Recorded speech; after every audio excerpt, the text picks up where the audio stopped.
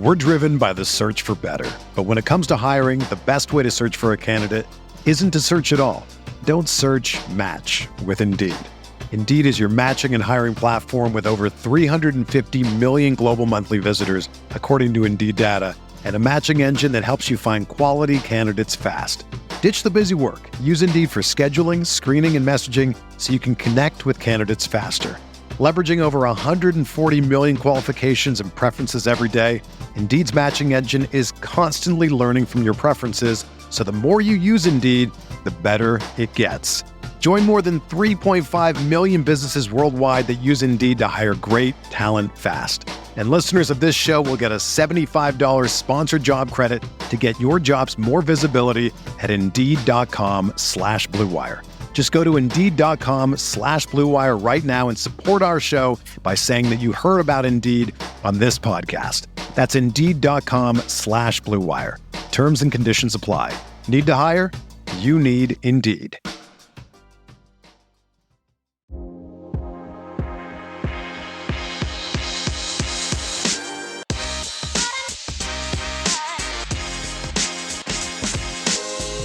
All right, Cal fans. That's a new intro right there, Rob. We are back. Depressingly back. I don't know why. All of y'all want to talk about this UW game, and I'm definitely perplexed. I was there. I lived it. I know so many of you did too. It was actually pretty fun. But of course, you're listening to The Bearcast, a proud partner of the Blue Wire Podcast Network. My name is Andy, co-host here. Alongside me, as always, Rob, live from Emeryville. What's cracking? I don't know. Some people have said that us as fans shouldn't be doing these types of podcasts. I don't know where I stand on this. I know exactly where I stand on this. Who's saying? Who's some people? It's something that's Draymond. No, Draymond has his own. He's a part of the media. He's a podcaster.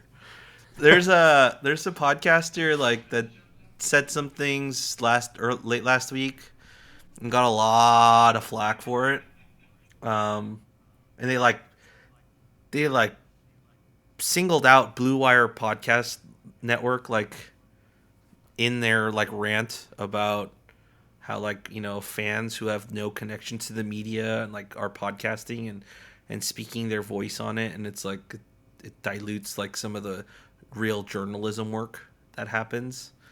So it was just a weird end to the week, and then of course Saturday was even weirder. So yeah, but it was funny to see all the replies to that tweet, just because there was a bunch of Blue Wire Podcast Network hosts all in the replies, helping each other out. And it's we're that's not the point of why we podcast. So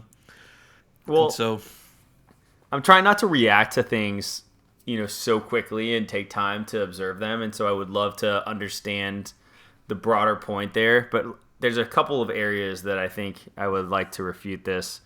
Is this idea of journalism, I would highly question what they mean by journalism. There's nobody that I see that goes and consumes more content about Cal football than the Right for California crew. Period. Full stop. I promise you. Yeah. Jeff Ferrato, 2 times in 2 weeks, baby. Jeff, shouting you out on the pod. Jeff does not engage in as much Cal content as the Right for California guys. Full stop. I would bet a car on it. Not my car, but I would bet a car. Some random person's car. It might be a nice one. It might not be. Depends who drives by. And I think, so when you look at, let's say, a formal media member, even someone I don't know, what are you going to call it, the AP? Yeah. What is the AP's perspective going to be on Cal football? Are they going to be looking at 2x2s and where Cal defense sits and doing analysis? No. What I think the misunderstanding there is this concept of media or journalism somehow not being this. not being the fact that like we're in the press box, that we have, not me, but you have built relationships with the SIDs, and we have the ability of going in and sitting in on a Wilcox conference on a Tuesday. And so that's the idea that I think I look at and say, and I don't know if they're saying specific to a podcast, but like the podcast was the tie through. Our podcast was the tie through. Yeah, I mean they were talking specifically about the Warriors in that specific incident. Best of the best too. Yeah. Gosh, they're so good. Yeah. So I mean, yeah, those. I know that was it Andy Liu? Yeah, Andy and Sam. And Sam are Sam Esfandiari. Yeah, we don't want to put your last right? name. That's why I just call him Sam. Yeah, they're two of the most revered people on the Warriors in general. Yep. And so what do you want to hear from Tim Kawakami, who's like always angry and yelling at his Twitter followers? That's who you want to hear from? Because Tim has written for the Mercury News before? Like, people actually read the Mercury News? Like, come on. Like, what if Tim actually listens to So, but you know what I mean? It's like, they've lost this. You get so wrapped up in the titles of things that it just, to me, people lose this. What actually matters? Does it matter the title, or does it matter the effort? Yeah. Does it matter the understanding, or does it just matter that, I'm associated with the Athletic? Yep. Is that my credential now? So if I'm associated with the Athletic, I'm somehow superior to somebody else, despite the fact that other person might invest 20 times the amount of time in the subject matter? That would be the area where I would push back heavily. Yeah, I wrote in the comments for that tweet, and I was just like, we don't act like we have insider information. Granted, sometimes we do come across insider information because just of the nature of what we do, and we gain a little bit of popularity within this specific fandom that grants us like some relationships that we build either via social media or like in person. And, they happen to share things with us. We don't usually share all of that on the air or any of those insights. Like, one of the big things is like we get access to like, the football 101 thing that you and I went to a few years back. I know Christopher and Peter went to the one that happened this past off season. So yeah, we don't claim to have insider information. We don't claim to be like dropping Woj bombs on Cal athletics like left and right. Like, that's not why people listen to us. I hope that's not why people listen to us. I think for us, our thing was we're trying to build a community that helps people process Cal athletics as we process it. And thankfully, there's a group of people out there that listen to how we process it and appreciate how we process it. And also, like, we try to build a community that allows you to be able to interact with us and build those relationships via social media or our email account or, meeting us in person, to be able to say, like, this is my take on it.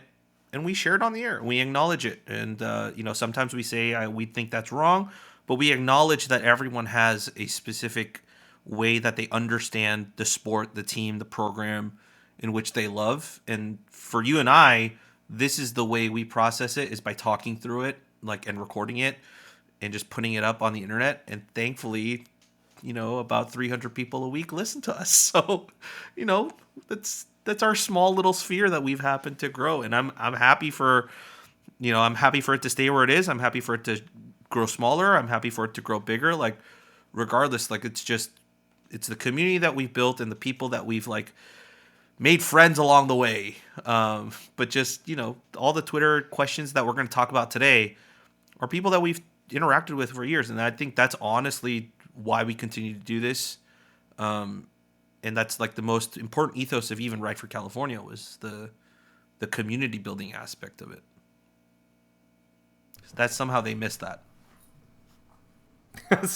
Somehow. I mean, I'm going to guess that this was probably a tweet. Am I right? Oh, it was a video. It was it was a recording from their podcast. Is it a recording on a podcast? Yeah, how ironic is that? It's just the old man yells at clouds. It's hilarious That's what it because is. do you know if you guys know who Network is or Jason Concepcion? Like he was part of the Athletic and the Ringer, or not the Athletic, the Ringer, and before that, I think he was with Grantland. He did like the all caps NBA or NBA desktop stuff. He actually did a parody with Jason Gallagher on that exact one. And he was talking about what are these fans talking about, like sitting in their mom's basements, like if you've never been in a locker room where a dude sweats on you, or Rob Pelinka grabs you by the throat, like you're not a real journalist. And then Jason Gallagher says this one line about like, yeah, we really shouldn't be letting fans into stadiums. Like we should just not let fans enter games or watch games. They should just go by the analysis of what all of these journalists say. And his killer one was at the end, was the one that got me just laughing. And granted, this is gonna upset a few people, but his joke was like, maybe COVID just didn't do enough. Like, you know, we just needed to do more with COVID before letting in the fans. But man, it was such a good bit. I highly recommend you go watch it. It's on Network's Twitter handle or Twitter page. So yeah, definitely go watch that. Watch the original first, and then go watch Jason's. You could probably search on my Twitter timeline and find it too, because I quote tweeted it. But yeah, I mean, it sounds a lot like the people whose main argument for not wanting the student debt relief was because they had to pay their student debt themselves. That's right. Hard stop. That's the best analogy I can make.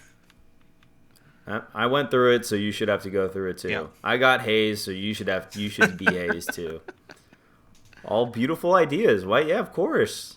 Why not? Way to stand on the side of history with the people that supported hazing.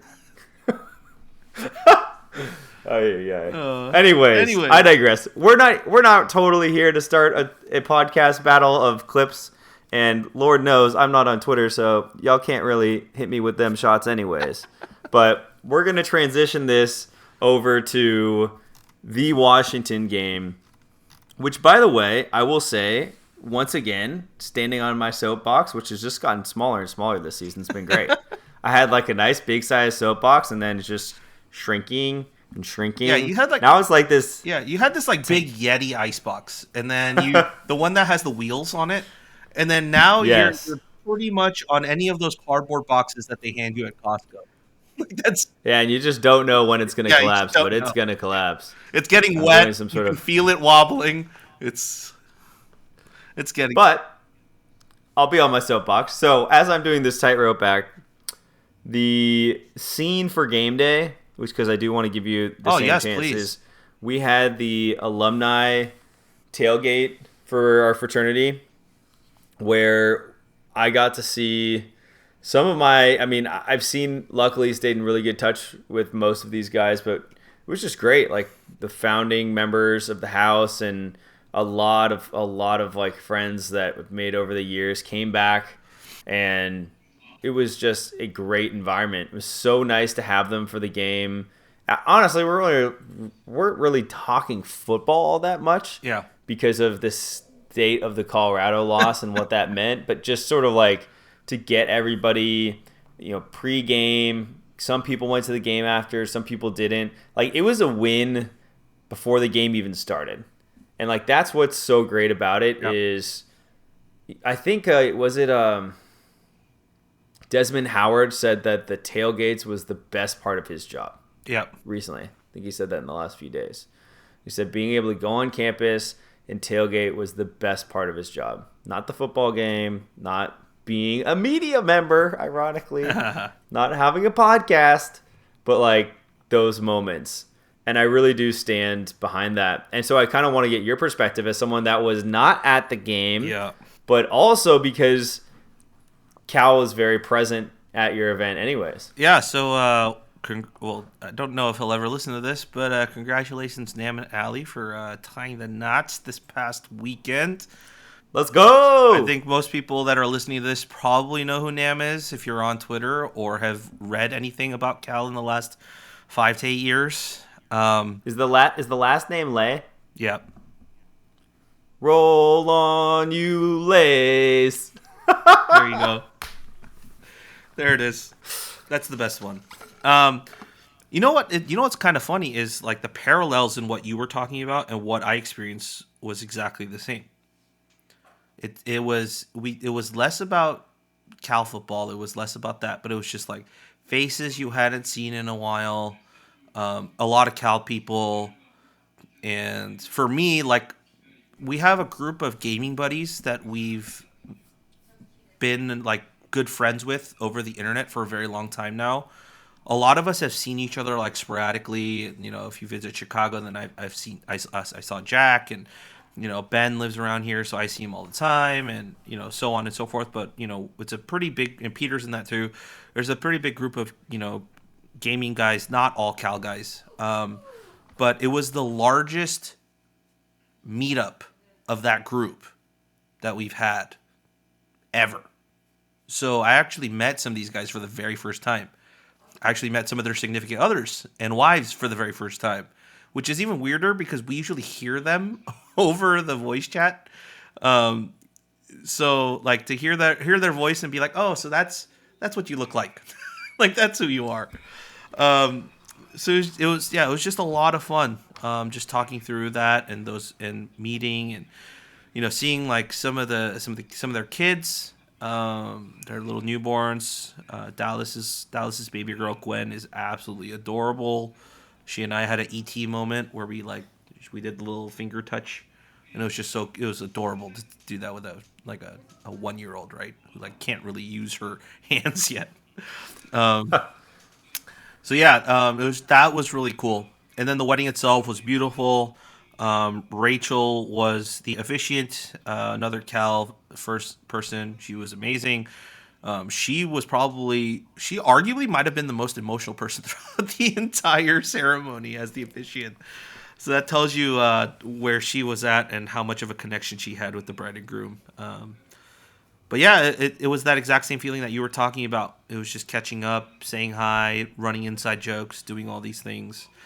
And then the wedding was great. And then we went to Spark Social for the after party and hung out there. We got a hold of the TV remote and turned on some football games. We were watching Sonny Dykes' TCU come back to win. We were watching the Alabama game before the Cal game. And then I think we watched maybe about the first half of the Cal game before everyone the night was like, everyone was exhausted.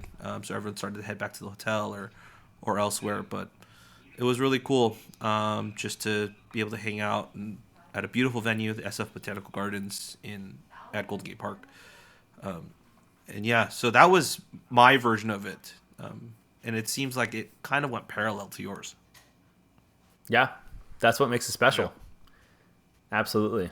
And I think it's just being aware of those moments and what they can be and what it can snowball into is a lifelong friendship. So yeah. Those moments are great. Yeah, I don't know. I don't know if this will ever see the internet, but I do want people to know. Like Nam wanted to film a post-wedding presser, so we recorded it at the wedding where Allie and Nam sat down as if they just finished a game, like the coach or player interviews, and we just asked them a bunch of questions. There's a little clip of it on my Twitter page if you guys want to take a look at it. I don't know if Nam will ever allow me to post the full thing, but. It was hilarious. Absolutely hilarious. Did he answer in coach speak? He answered in coach speak. Yeah, he was like, I handled it. Because one of the cool things they did was when they did their vows, they did a coin toss for who goes first and who defers. Of course, right? Of course. So yeah, we asked them questions about like, we asked Ali like, what was the decision behind deferring the coin toss and so on. So yeah, there was just hilarious moments in there. So I just want some people to know that we did that because Nam loves those types of bits. So if you want to take a quick peek, you can take a look at my Twitter page. But yeah, that was it. But I know you don't really want to talk about the game, so we have a lot of fan questions and takes and stuff. So I figured we'll just run through all of it. And of course, a lot of those takes and questions and stuff will be about this game. So we go from there. We kind of talk about the game without really talking about the game in our usual format, and hopefully that does it justice. But yeah, that's kind of where we're at. It was just I watched the game through TV and like slightly inebriated, and then watched the second half at home with a blanket over my entire body and like slowly melting into the sofa of exhaustion. So I can't really speak to the game as a whole either. So we figured this would be the best way to handle this week's podcast. So you ready, Andy? Yeah, I'm ready. Just for the record, I was there the entire time. Yeah, and yeah, Andy miserably in the cold was there at. How cold was it at Memorial? It was freezing. Yeah, it was cold. It was like 54, felt like 52. So it was definitely chilly. And our group was like 14 deep when we showed up. And then after Washington scored that last touchdown, everyone left. I mean, at first it was like a couple people left right after the half. Then everyone left after that. And I was like, no, we're staying. Yeah. And we almost made the comeback. Oh, yeah. Totally worth it. Although my friend was pissed at me because he had to drive back to Sacramento. Shout out to Fong. But he was not thrilled. And he's like, I'll never do that again. And I was like, well, that's what you get because you let me put my scooter in your car, and that means you got to stay for the whole game. That's exactly what happened last time, too. I wanted to leave early. Andy left his scooter in the car, so I had to stay the entire duration. Great excuse. Works again. Might even try it again next week. Oh, my God. You bastard. All right, here we go. Let's run through this. All right, so our dear friend Shavit sends this in. Could y'all discuss why you think defense has been so bad to mediocre this season statistically? And he quote tweeted us this tweet from Tom Fornelli on October 23rd. It's defensive EPA. So it's it's just the efficiencies, right? So passing and rushing, Cal sits basically at maybe like 0.02 on rushing, and then like minus like 0. Actually, they sit at like 0.01 on rushing, and a negative 0.02 ish on passing per defensive efficiency per snap. I mean, as with any 2x2, you want to be as far up and to the right as possible most of the time. Yeah. I can't say I've seen one that I think I do remember seeing a different type of setup where that wasn't always the case. But in this case, that's where you want to be. So we're surrounded by Notre Dame. Ole Miss feels generous because they're in a much better, but similar area. Oregon State. Maryland slightly worse. State, Virginia Tech slightly better. TCU, Beavers, UCLA, OSU's close. Yeah. I mean, the thing is that's so funny about this is like I don't necessarily know if watching the defense if I would have been like all that critical of them. Like, so bad to mediocre, I think. Are you talking about this game specifically, or are you talking about the defense as a whole this season? Defense as a whole.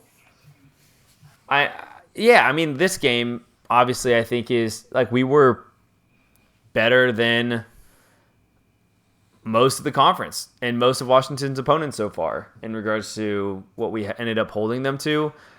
It's hard for me because if you told me that we had a offense that wasn't like we go 3 and out with such high frequency, you're forcing the defense to be on the field, in my opinion, a lot. Yeah. And then there's other people that come from the train of thought of, well, Wilcox is a low possession, or when we have the ball, we try to have possession for a long time.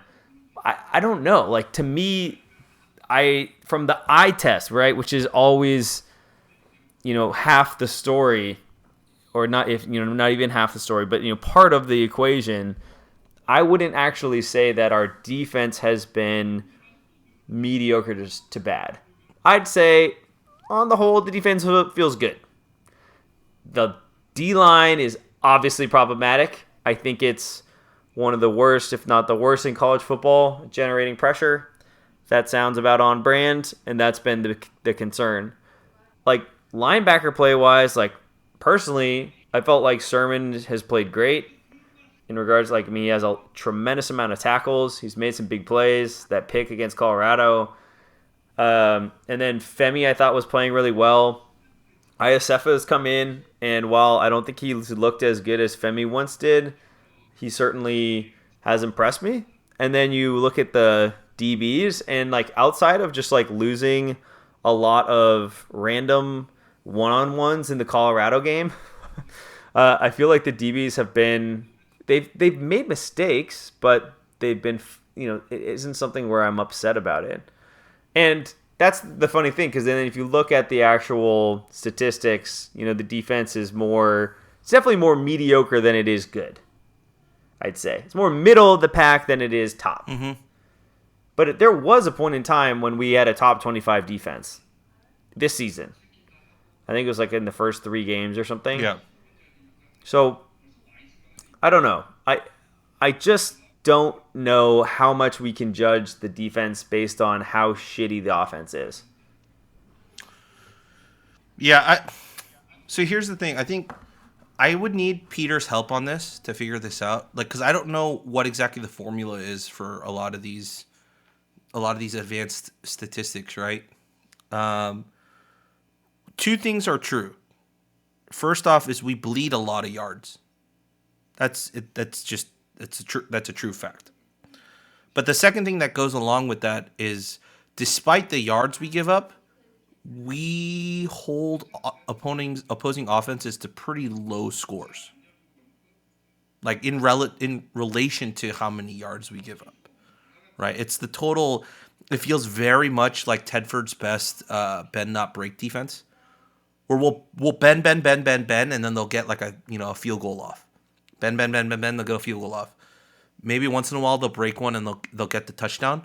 But all in all, you're holding them to 3 points, or you'll give them maybe like 25 yards and then they punt, right? Because the defense does feel like they need that first down stop, whether it's a negative play in the backfield, whether it's only 2 or 3 yards, and then they start to get aggressive on 2nd and 3rd down in those cases. Of course, this is also just my eye test, right? From that point is when they start to attack. So they play conservative usually if it's in a down where they know that they're most likely going to have to give up the first down, on a 3rd and 2. They're usually not aggressive on like a 3rd and 2 play, which frustrates the hell out of me, but I get what they're doing because of the deficiencies in what the defensive line can produce. And the production's not there, so you have to be able to you're just resetting for the first down. That hasn't bit us in the ass yet this season. There hasn't been a drive where we're like, all right, let's just reset for the first down. All right, let's reset for the first down. All right, let's reset for the first down. And oh my gosh, they're on the 2-yard line as first and goal. Like, that hasn't happened to us yet. There have been a couple of ones where we give up a big play and such, but like methodically, like them getting all the way down the field really hasn't happened yet against us this season. So that's why I think some of the advanced analytics might be a little skewed. Once again, I would need to talk to Peter about this to look at what the formulas and what goes into some of those advanced analytics, like numbers are and where they come from. But that's just from my eye test where it's like, I wouldn't say they're bad either. I'd say they're mediocre or they're just like average. But like we've seen so much elite defenses here under Wilcox that's the bar set for us now. That's where our relative like measure of performances come from. Like that's what we expect to see out of these defenses. But like you have to give them some slack too, because look, I was breaking it down with some of the writers in our Discord channel over the last week, and it's like we lost 4 of our potential like top defensive linemen, right? Like we lost Stanley for the season because he's just taking a break from football. He's taking personal time. Brett Johnson gone, Derek Wilkins gone, Achille Calhoun gone. right? Like we lost 4 guys off the top. One of those guys we knew wasn't going to be there this season early on. The other 3 guys we basically lost starting the first week of the season. So the entire rotation and everything that we've been building towards, that entire month of August in terms of fall camp and what I saw, out the door. Just gone. And now they have to reset and figure out this line and build up these young guys. Like kudos to Coach Browning, man. Like Nate Burrell actually looks like a really good football player. He's a true freshman, is the starting role now, and was thrust in there because all of these guys got hurt. And it wasn't great his first like couple go arounds, but now he's the starter like cemented at the 2 deep. So We're driven by the search for better. But when it comes to hiring, the best way to search for a candidate isn't to search at all. Don't search, match with Indeed. Indeed is your matching and hiring platform with over 350 million global monthly visitors, according to Indeed data, and a matching engine that helps you find quality candidates fast. Ditch the busy work. Use Indeed for scheduling, screening, and messaging so you can connect with candidates faster. Leveraging over 140 million qualifications and preferences every day, Indeed's matching engine is constantly learning from your preferences, so the more you use Indeed, the better it gets. Join more than 3.5 million businesses worldwide that use Indeed to hire great talent fast. And listeners of this show will get a $75 sponsored job credit to get your jobs more visibility at Indeed.com/Blue Wire. Just go to Indeed.com/Blue Wire right now and support our show by saying that you heard about Indeed on this podcast. That's Indeed.com/Blue Wire. Terms and conditions apply. Need to hire? You need Indeed. that's why. I mean, like Lou hasn't played really well, and he's been hurt the last 2 games. The linebacker rotation at inside linebacker has been. I'm perplexed. Like, we know Jackson Sherman is the other guy, but like, it's taken us this long to figure out who the best partner to him is. Like, it's mind-boggling. And then you move Femi from inside to outside, right? And then at the presser a couple weeks ago, they asked him what the move was for, and they said it was a future move. Like, they had already planned him to be moved outside at a certain point. For me, okay, that raises a bunch of flags, because I'm like, well, then why was he taking all those inside linebacker snaps all throughout fall camp if you were going to move him mid-season to outside linebacker? 2, why would you drop him, like, if he's not playing well? Because he didn't play a single snap last week. And then 3, move him back to inside linebacker and have him in the rotation there. And then now, if you look at the depth chart for Oregon, there's 4 guys opposite of Jackson Sherman that have an "or" next to their name. So we don't know who the starter is, nor will we know what the rotation is going to be. I mean, don't even get me started with the ISF play where he kind of, I don't know if he thought the play was dead or whatever, but that touchdown pass down the sideline, he just kind of stopped running, and then that was a touchdown for the wide receiver. So, like, I honestly don't know. I honestly don't know some of the reasoning for these personnel decisions. The tea leaves for me on the Femi stuff was very clear. Based on the press conferences. Yeah. I heard, those answers are usually he fucked up. That's it. Yeah. Like, those are the answers that a coach gives, and Sermon did it, and Wilcox did it. Great young man, plays good football for us when he's, got his head in the right place or something like that. Like, and then it was like, but it was beyond that. It was like, there was 2 very specific quotes that was like, okay, something happened. They're like, we believe a lot in Femi and his ability, and and then something along the lines of like, when he's out there, and AKA he messed up. Yep. So and I don't know. Like, maybe you look at it the way that like the Dodgers are looking at Mookie Betts, and like they're like, hey, can you play second so we can bring in Judge? Like, maybe, all right, we're gonna have Femi start off in the inside linebacker spot. We know that we got Mo Iosefa coming back, who looked really good. last season, but he's out due to, once again, like, some extracurricular stuff that wasn't, up to par. And then maybe that's why, right? Yeah. It's like, maybe that was your plan all along. Like, Wilcox plays things close to the chest. Just watching Dark Knight, they played a lot of things close to the chest. Lieutenant Gordon plays it close to the chest. Batman plays it close to the chest. No. Lucius Fox has his faith restored. Bet you weren't ready for that one, Rob. I was not expecting you to pull a Dark Knight reference. Not that wasn't, yeah. It's my number one favorite movie of all time, and I was talking with Diana tonight, and we were having like a deep conversation. I was like, let me play you a clip from The Dark Knight to emphasize what I think is happening. It was like, I was like advising her on some stuff, and so I literally found the movie. I own it, turned it on, went to the point where it ended up being like a 6-second clip. She's like, really? That was it? I was like, yeah, it didn't quite Yeah, hit the way I thought it would. And I was like, well, I don't care. I'm just going to watch this whole movie anyways. But anyways, I mean, like, I don't know, man. Look, the statistics say that this defense is mediocre. The eye test for me says that our DBs are once again foundational. Like, we're returning everyone besides D. Scott. And Woody. Fair statement? And Woody. Like, we have depth there. The D-line is just such a problem. I think that's an open question. Why hasn't Wilcox and this defensive staff been able to bring in somebody besides Brett Johnson on the defensive line that can be a game changer? And I will say, Xavier Carlton paired with Brett Johnson this year would have been a pretty fire combination. That would have looked good. Xavier Carlton's been good. Yeah. People were dogging him. I'm like, what? You and I are watching different things. But overall, it's like, I just don't know. Like, it's not, the Colorado game. Okay, so when we look at the overall statistics, does overtime count against us?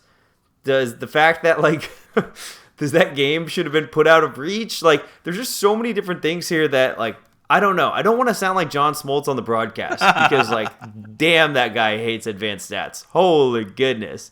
He hates them. But he had some good points at times, too. He's like, about the third time through the rotation, right? This mantra of, it's the third time through the rotation. And he's like, well, if you're a good pitcher, you're going to hold stuff back that they haven't seen so that the third time through the rotation, they're still seeing stuff that they haven't seen. Yep. And it's like, but probably a stats, someone that's more in the analytics side, would come in and say, it's about on average, right? And on average, the third time through the rotation is the pitchers perform worse on average the third time through the third time through the lineup than the first two. Right. And so it's like, his point is valid, but the data suggests this, and it's like, how do you marry those two things? And that's kind of what I see on the defensive side. It's like, a lot of people, like, the defense over the last 6 to 8 weeks of last season was exceptionally good. Yep. And I feel like we've had this perception of Sermon as someone that we've just doubted from the beginning because of his days at Louisville when he wasn't that successful and people have been kind of doubting that, being like, we want to bring TDR. Dude, TDR didn't even have that good of a defense at Oregon. It's true. Like, he went up to that Oregon season, and I was like, damn, I miss a DeRuyter defense. And then he went up and had, like, a pretty okay season, and then obviously Cristobal left, and now he's where? Texas Tech? Yep. Dude, like, that move didn't pay off. D coordinator at Texas Tech? I bet TDR wishes he was probably still at Cal. Yeah. Maybe not. Who knows? We don't know. But I don't know. So anyways, like, I just... I think it's a really good question, but I just sort of look at it and say, like, the defense didn't lose us this football game on Saturday. There were plays in which they could have played better. There were mistakes that we could actually point to. But, like, we got dominated on time of possession, and because of the fact that we were just handing the ball right back. We're handing the ball right back. Yes, we struggle on the defensive line. We give up running yardage, and, like, to your point, Rob, we're doing the bend not break. ultimately, I think that's how we have to sustain ourselves. And I'll tell you what's going to happen. I guarantee it, because of the fact that we've come out and been, strongly saying some points about like the defense isn't that bad. We'll probably give up 40 points to Oregon. I have written off this loss. Like, we'll probably just get blown the hell out, and everyone. I mean, that's how the season's gone, right? I've been like, oh, this team's not that bad. And it's like, oh, you lose to Colorado. It's like, oh, okay. Like, so I guarantee it, we're gonna just get whooped by Oregon, and then everyone's gonna be like, yeah, see, this is the curse of the Bearcast right now. I still stand by my point that we're going to beat one of UW, Oregon, SC, and LA. I still stand by it. I don't know. One of. Didn't say all. I hope so. Didn't say more than one. One of. And we almost had a shot to do it this past weekend. I mean, that's the thing, dude. Is like defense keeps you in the game. Yep. And I like a lot of people. Yeah, like a lot of people are like, oh, defense, dude. The defense came up with the plays when it mattered. Right? Yep. Washington got the ball. We were down by a touchdown. We got the ball back. And I think we had like 4 minutes left to go. This is my memory now. So this will be a little bit off because I didn't actually rewatch the game. But like, we got the ball back. What did we do on that possession? We advanced the ball 0 yards. Yep. 0. Yep. We turned it right back over to Washington because we had to punt because we were so embarrassing on offense that we couldn't even go for it on 4th down with the game on the line. We had to punt the damn ball away, which is like the second time I've seen us do that this season. We've had to punt the ball with the game on the line. We've surrendered punted twice, and then our defense has gone back out in that situation, held them again, and gave us the ball to then tie the game. And what did we do?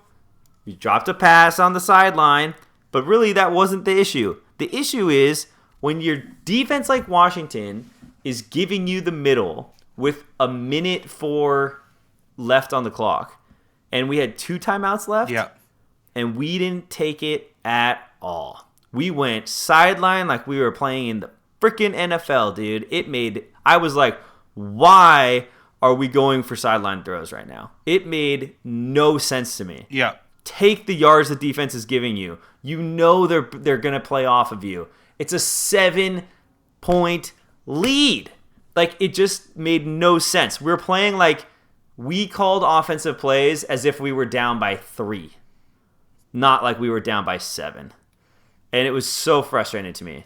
And so that's like why, that's what, obviously, like y'all can tell, I was just pissed, dude. Like, that's why I don't want to talk about this game. Like, it's so frustrating for me to watch this offense. And like what we do and how we do it and how ineffective we are. Yeah. At the first half was abysmal. Like, abysmal. We cannot, and we try to recover and like, and end up having a good second, but like, you just can't, man. Like, you can't do that against Washington, and you're not going to be able to get away with it against Oregon, and you're certainly not going to be able to get away with it against SC. Yeah, I mean, Rod Gilmore, who I don't think any Cal fan really likes, but can't stand him. Yeah. Can't stand him. But he did say something interesting on the broadcast, which I didn't really notice until then, was like, the reason we were making that comeback was because the short passing game was working, right? We had our 2 timeouts. We didn't go to the short passing game. We kept trying to go for those 10, 15-yard outside throws instead of taking what they were giving us, which is what you saw, which was all over the middle. Just run the quick slants and get your 7 yards and keep moving the chains. That stops the clock, and you just keep forcing them to have to adjust to you instead of you trying to throw a deep bomb over basically a prevent defense. Like, exactly. Like, you're throwing to the one area that they're actually trying to defend, which is the sideline. Yeah. They're giving you the middle, and it's college football. Like, that's exactly right. I walked out of that damn stadium. I was like, dude, we're playing college football. We had 1:04 left on the clock. We might even have had more time than that. I just distinctly remember 1:04. So, like, but there could have been more. And you have that over the middle. Like, how did we get down the field in the Colorado game? We did it over the middle because Colorado went into like a prevent defense. Yep. I mean, like, just to cement some points home about this whole bend not break thing, right? And I think that's why people think this defense is worse than it actually is. I'm not saying that it's actually a really good defense. I'm just saying the line is probably a mediocre, but a lot of people think that it's worse. The Washington Huskies average 40.4 points per game. They average 379 passing yards per game and 128 rushing yards per game. How many points did we give up against UW? 28. 28. So 2 scores less. 2 scores less than what they usually score, despite them passing for 374 yards and rushing for 102. They basically hit their averages in yards. But the defense held at the crucial points in the game, because look, we all want defenses to shut out opposing offenses, but if you had to pick another way for a defense to play, this is it. They can take all the yards they want. They're not going to get to the score that they usually get to run us out of that field. And that's exactly what they did. I think we executed the underdog script really well. Yeah. I think that's like what Wilcox said. Like he didn't usually come, like he didn't come in and be like, he's like, dude, like these guys gave everything they had. Yeah. Defense was good. And so like, I think the game we were 14-14 going into the fourth. Yeah. And I made sure everybody knew it. We were 14-14. Did we deserve to have it 14-14? No. Hell no. My goodness. But that's what underdogs do. That's what you do. Like, we've seen people that can do that with us. And it's super frustrating. But we also, as you said last week, we do that to others. Yep. And we can come in and, like, I think they executed that pretty well. Yep. Like, 20 points. And what did I was trying to say, like, we get 31. I thought we could win this week. And, but there's just no chance. Yeah. There's no way with this offense. It's too hamstrung by too many different things. Like, it'd be one thing if you had a bad O-line, but you have play calls that don't make any sense with the bad O-line. And, you know, it's like we've had some pretty poorly timed drops that have made huge differences in the outcomes of football games. And I'm not even talking about – I actually am talking about the Christakos drop on that slant that I'm 100% positive was going for a touchdown against Colorado. Yeah. Like, that one, I just think about that one all the time. But, I mean, we saw the same thing. Like, we saw the same thing on the slant with people said it was behind him, but J. Mike dropped a slant in the red zone. All right, next question. Next question. It's just a statement game from Sid. Upset is an understatement. This game was winnable, and that's what hurts the most. But no matter what happens, I'll always be in the stands cheering for, especially for this week's game. What are the key things Cal needs to do to win against the Ducks?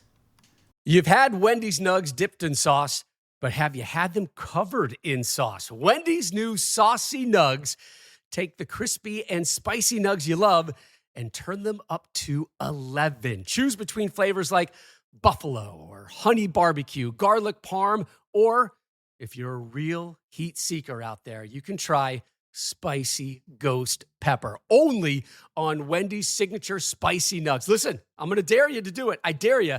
That's 7 delicious ways to try the nugs that you already love. Pick a flavor, grab some extra napkins, and then grab a few more napkins and prepare to nug like you've never nugged before. For a whole new way to nug, it's got to be Wendy's at participating U.S. Wendy's. I know this game means a lot to Sid. Yeah. And and I also think we need more Sids in the world. Marshawn said it, so oh God. I know that Marshawn said, if you take what Marshawn said and you synthesize it and distill it down, what he's basically saying is we need more Sids in the world. The world would be a better place with more Sids. Right there you go. That's what Marshawn was saying. Yeah. That's what he was trying to say. Beast mode. That's what he was trying to say without the profanities. I don't think we're winning this game. And I had this pegged as a win in my preseason prediction. Oh. And I am running away with my tail between my legs, being like, nope, don't see it. Don't know. Don't think it's happening. Oh. This is like I don't even know where to begin. Bo Nix looks great. The Oregon running attack is solid. The Oregon defense is great. Like this is a bad matchup, folks. This might be one to skip. I'm just gonna say that. The only way I think, not the only way, but like the one that probably makes the most sense here in like how we win is that Bo Nix becomes like the meme Bo Nix that we witnessed at Auburn. Turnover, bro. Nix. Yeah, that's like he just, whether he gets too confident, whether he doesn't make his reads right, or whether, you know, we start to mask some like the DB disguises a bit more. I don't know what it is or whatever we do, but whatever we do, something just like doesn't work for Bo Nix, and he just turns the ball over and over and over. Like we basically need that Georgia game to happen in terms of performance from him, which I don't think is likely with the way he's playing right now at all. But we've seen him play like that, and that's probably the easiest way for us to kind of pull off this upset. You know, and I think that's the one thing I would think about with the defense is like, that's why I miss GA so much. I think the Takers were a little bit more adept at like running those deceptions. Yeah. And like just really able to like kind of deke an offense into making that mistake. Yeah. And I feel like we do that a little bit less than I remember. Yeah, I when mean, GA was involved. I mean, the other side of that argument is that, yeah, we had 3 guys on that, or 4 guys that are in the NFL, so that probably helped. Like, I don't know how many of these guys are going to make it to the NFL. Maybe all of them do. But just looking back at it, it's like they were hitting their stride like the year before they went to the NFL and are now like playing rotation. So that's like it's a big gap. I feel like D. Scott has got to be Yeah, NFL. Yeah. He might not be day one, but yeah, I could. He's definitely NFL bound in my opinion. All right, we got some other ones here. We move on to Avi's question. If you could do one thing to improve the Cal game day experience that would get fans back to Memorial, what would it be and why?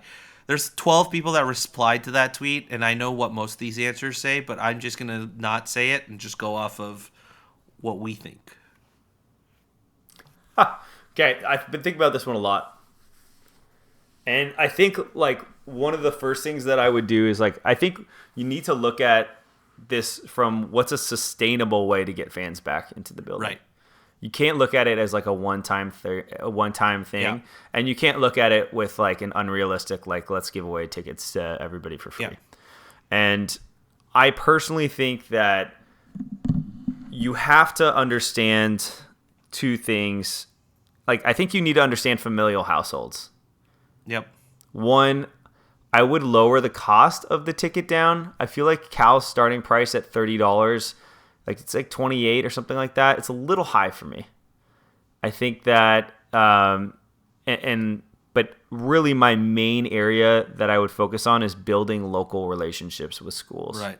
Schools with football teams, and then trying to drive at not male parents. I would trying to drive at moms.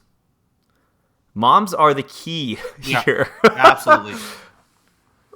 When it comes to the decision making, at the end of the day, I think that the decision for the household and a lot of the decisions that get made either are approved by or are founded by, the mom, however that, may be. And I think that, I just think that from a marketing perspective, you have to build the relationships locally. Like, there's no reason why we shouldn't be having all of the local high schools at least attend one of the football games on some sort of special group rate. Yeah. And maybe we do that, but like, I haven't seen it. Like local And high school particularly, football like, team day. Kind of like how the women's basketball team does that like Schoolhouse Rock game. Yeah. Yeah. I think that to me would be because it creates, and you also you have to create the game day environment for people to want to come back to it. So that doesn't just mean like getting them tickets to the game. That means making sure that you're putting on events at Maxwell Field, or you're putting on events, strategically on campus that they can attend that is providing value. Yeah. And I think that when we went to Notre Dame, what did we see everywhere? It was like there was a million different events Yeah. that they had on campus where it was like one place we walked. Remember the first place we walked by? It was like very fancy sit down meals underneath a tent with like classical music playing, at least, or maybe that was in my Yeah, head. I think that was in your head. I think it was more like jazz playing, but yeah. Point stands. But, so why isn't there that on the Glade? yeah. Right? Like leveraging what you have, which is this beautiful campus, to create experiences that people will want to come back to. What you and I talk about week over week often about what was special about going out to the game has very little to do with the game itself and much more to do with the environment and the people. Yep, absolutely. So that's my building local relationships. You win locally, making sure that once you have that audience, you have to find a way to activate that audience once they're on campus, and then figuring out a way for them to attend multiple games over time. Like that would be a couple of my ideas. Yeah, I think the family one is definitely a big one. I think when they used to do the Pat Laird like reading challenge, and Mike Saffel did it for a little bit, or Saffel did it for a little bit, like that was a huge part of a lot of kids coming out because they earned those free tickets, via their reading over the summer. Something like that. I think, putting in some family packages, like, was it the A's or who does this? Or was it my Angels that do this? It's like $100, 4 tickets, 4 dogs, four drinks. The A's. It's the A's. I think the Angels have a package like that too. I just think you remember seeing it like on the billboard behind the batter. But yeah, do things like that, and then of course reach out to local communities here, local high schools, local middle schools, local elementary schools. I do think like not free tickets, but if you can set that up as you're talking about, maybe giving away tickets, for one game for all of those kids to come and attend with their families, then that in turn potentially makes them want to come back. Like if the kids have a good experience and the parents have a fun time on the day out, they're gonna want to come back, regardless of if the game's like good or bad or whatnot. It's, as we're talking about, right? It's the experience of the game and the atmosphere and just the experience itself of the whole day. So yeah. And the college environment is so fun. Yeah. I mean, it's just you have all of these chants, and the Niners game doesn't really have that. No. You have like a first down chant. I mean, you don't really have like any of these traditions that make it super special and stand out into. I mean, I remember going to games growing up and just being infatuated with just like the idea of even being on the field and like seeing Oski and like how much that mattered, and just being able to see the stadium. And I just think that there's a way of building out relationships and building excitement. There's nothing competing with us anymore. That's the thing. It's like to see it as empty as it was. I'm with Marshawn. It's like, dude, there's nothing competing with you at 7:30 on a Saturday night in like late fall. Yeah. There was no Warriors game to my knowledge. I'm pretty sure they played the next day because I watched that. Like, there's no Warriors game. There's no Raiders game the next day. There's a Niners game that's in the South Bay, so that doesn't count. And no one's There's gonna no Stanford Giants. games. There's no A's game. No one goes to Stanford games. But I mean, Stanford's same thing. It's like Stanford needs to do a better job of like bringing up people locally. There's no reason why that stadium shouldn't be full. They have a great game day experience. I don't say anything nice about Stanford. That's the only thing I say. Yeah. Their game day experience is really fun. Yeah. So I think Cal, but I think that's also the other thing is like, California sports in general struggle with this. The Giants struggle with this. I don't know how the Angels are, Rob. You'd have to tell me, but like all of these different sports teams struggle with the same thing. The Giants had already won over 100 games, were in a neck-and-neck race with the Dodgers last year, and had a series against San Diego that averaged 25,000 fans in the stands. So all the people that are pointing to win-loss record as the reason why fans aren't showing up, I'm not buying it. I'm not buying it because we have the inverse when we go to Notre Dame and see it, and we see also at Colorado 2 teams that had no wins show up with a sold-out stadium. So I don't buy it there, and I don't buy it because I've seen the successful teams in the Bay, like the Giants, having a historic season against one of their direct rivals, also struggle to fill those seats. And the Giants have dynamic pricing. So like for us, when we're having that alumni game, not everybody came to the game because there's not a reasonable way to get tickets.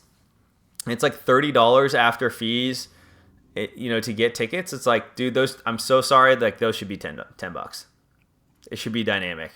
Washington, fine, maybe 15 because it's ESPN, but like it really, like it's overpriced in my eyes. And so I think you need to maybe you could justify like a small hit on overall ticket sales revenue, but then if you're putting like 5,000 more people in the stands, it's going to just look way better.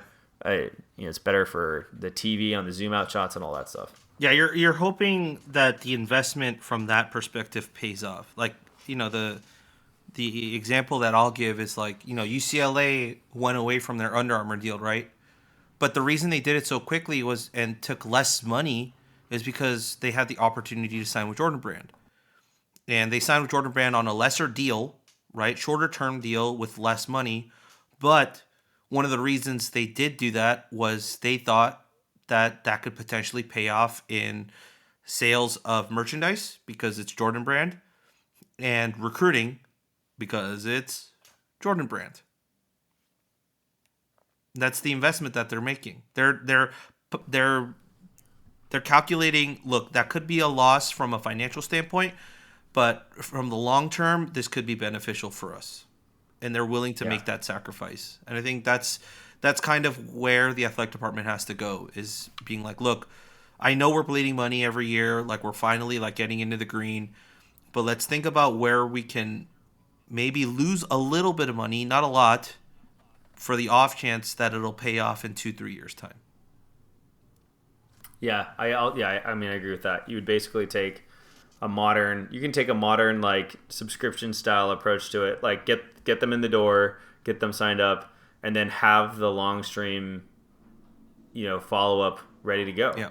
It's like, great, okay, you bought one of these tickets, I have your email or I have your contact information. Thank you so much for showing up. As a token of our appreciation for showing up to the game, we want to offer you 2 additional tickets that come with, 2 concessions for $30. Yeah.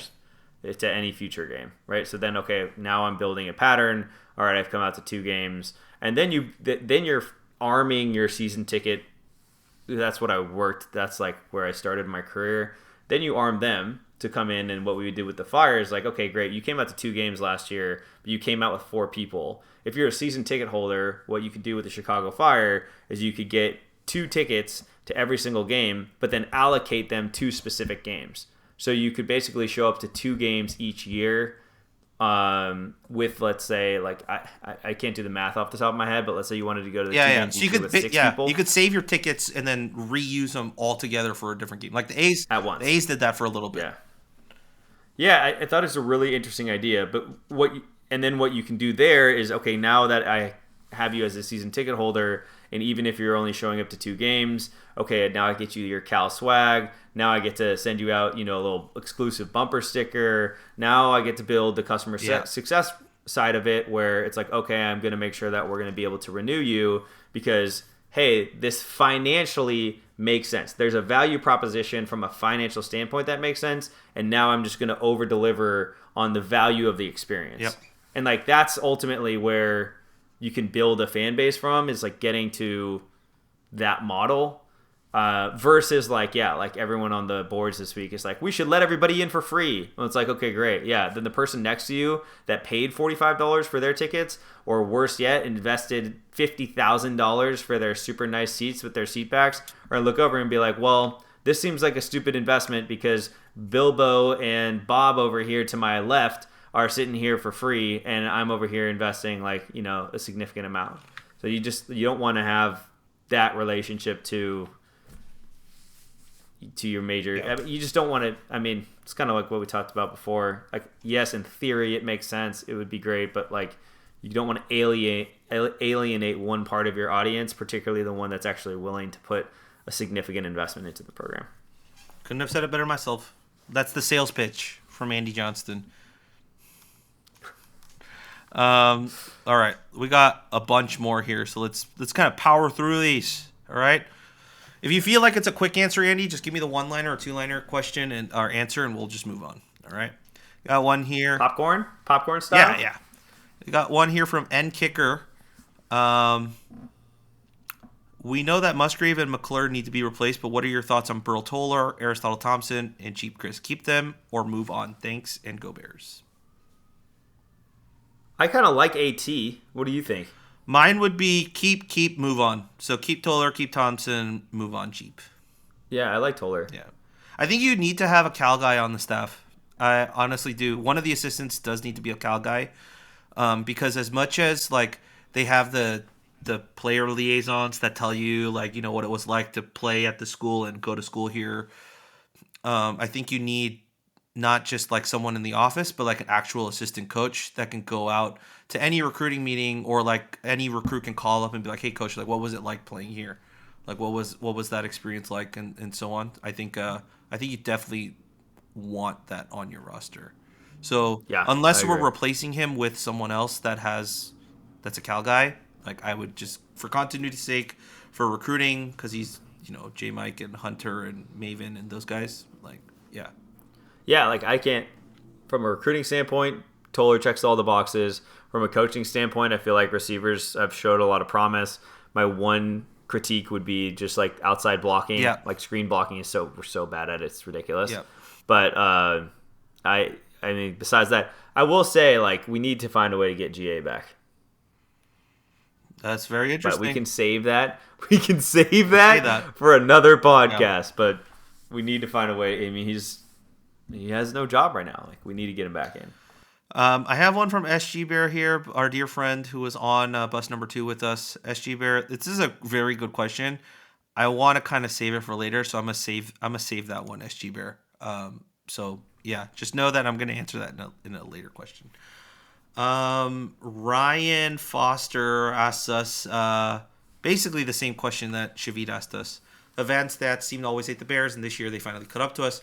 But why do the advanced stats still hate the defense, and is that side of the ball due for a regression soon with the opponents left on our schedule? I think we answered that question. We move on. Kevin asks if you're able to get any inside information about how the administration and the AD's team view the set of solutions for our program. That would be fascinating. We do not have any inside information on that. So we move on. Grant actually I'm working on that. I'm working on it. Yeah, I think if I keep donating while we're on the air in moments of frustration, then eventually I'll get to the point where I get invited to enough donor things where I can start to build that relationship. So $75 at a time.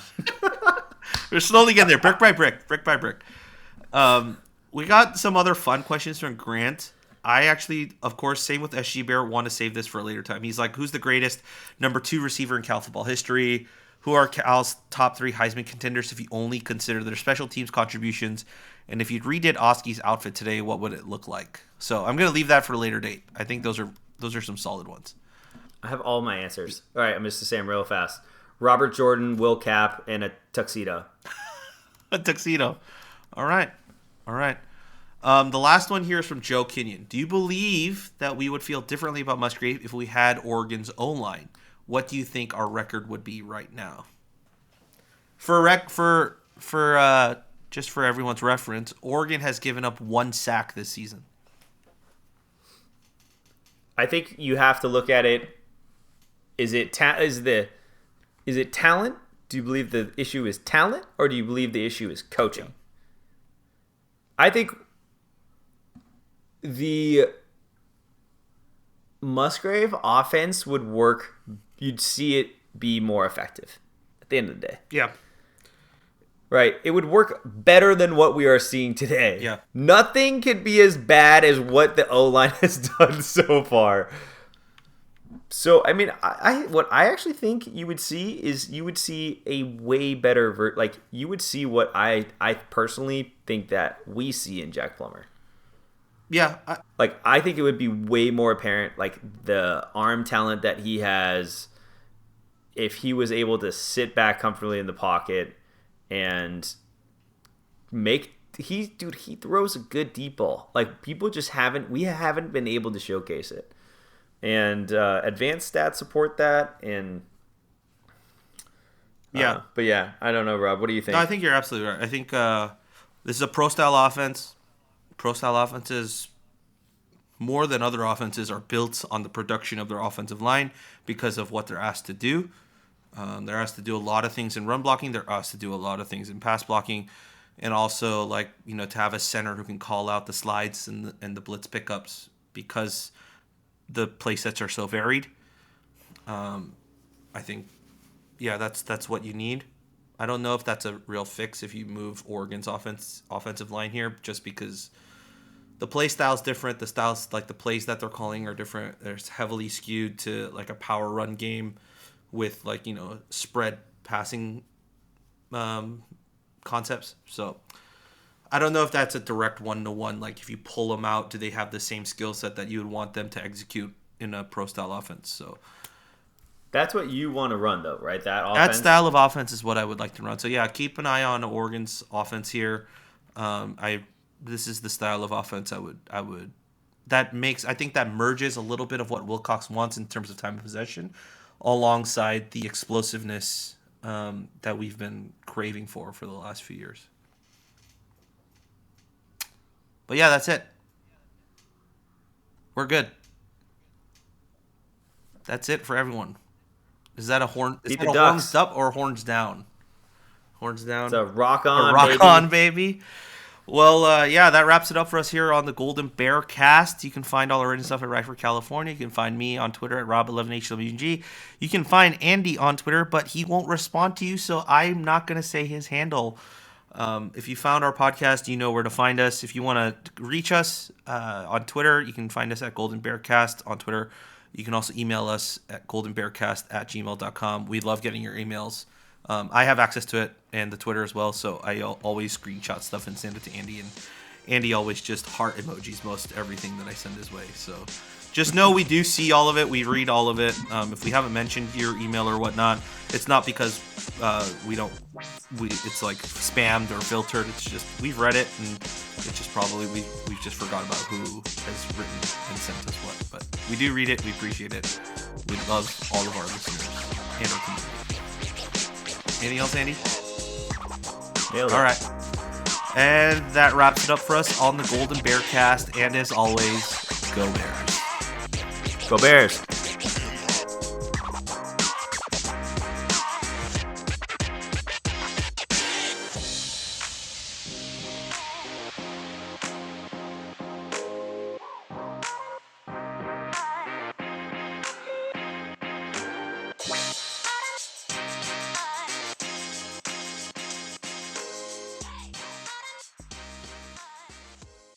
When you work in tech at Cox, you get to do meaningful work every day. You get to be the biker who codes as fast as he rides, crafting advanced tech solutions that transform car buying, or a guitarist who develops harmonious apps and websites, connecting people to people and businesses, all in real time. A savvy soccer mom running solution sets as passionately as she runs gameplays. Be the super secret keeper, designing cybersecurity systems to protect private data and websites. A planet protector, expanding EV battery life and inventing more ways to build a better future for all. When you work in tech at Cox, you get to do career-defining work that solves the greatest problems of our time. Join us and connect to work that improves lives, including yours. Learn more about our family of businesses at cox.career/tech.